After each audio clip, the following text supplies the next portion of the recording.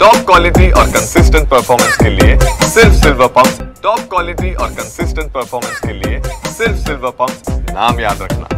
संबंधित आरोपी निलेश चव्हाण याला सध्या वैद्यकीय तपासणी करण्यासाठी येथील थेरगाव येथील रुग्णालयामध्ये सध्या आणण्यात आले आहे। त्याची वैद्यकीय तपासणी जी आहे ती सध्या सुरू आहे। खरं तर गेली अनेक दिवसांपासून निलेश चव्हाण हा पोलिसांना गुंगारा देत होता। 10 दिवसापासून खरं तर पोलिसांचे 6 पथक त्याच्या मागावरती होती। अखेर भारत आणि नेपाळच्या सीमेवरती त्याला पोलिसांनी ताब्यात घेतला आहे आणि आज खरं तर रात्री उशिरा 2 वाजता पुणे विमानतळावरती आल्याच्या नंतर निलेश चव्हाणला घेऊन पुणे पोलीस जे आहेत ते थेरगाव येथील रुग्णालयामध्ये आले आहेत, जी वैद्यकीय तपासणी करत आहेत। वैद्यकीय तपासणी झाल्याच्या नंतर सध्या पोलीस जे आहेत ते निलेश चव्हाणला घेऊन बावदान पोलीस स्टेशनमध्ये जातील आणि उद्या सकाळी खरं तर त्याला कोर्टामध्ये हजर केलं जाईल। निलेश चव्हाण खरं तर वैष्णवी हगवणे प्रकरणातील एक महत्त्वपूर्ण आरोपी आहे, ज्याच्या संबंधातून चौकशी केल्याच्या नंतर अनेक खुलासे जे आहेत ते समोर येणार आहेत। त्यामुळे आता वैष्णवी हगवणे मृत्यू प्रकरणाला एक वेगळं वळण मिळू शकते का, की आणखी काही धागेदोरे निलेश चव्हाणच्या माध्यमातून मिळू शकतात?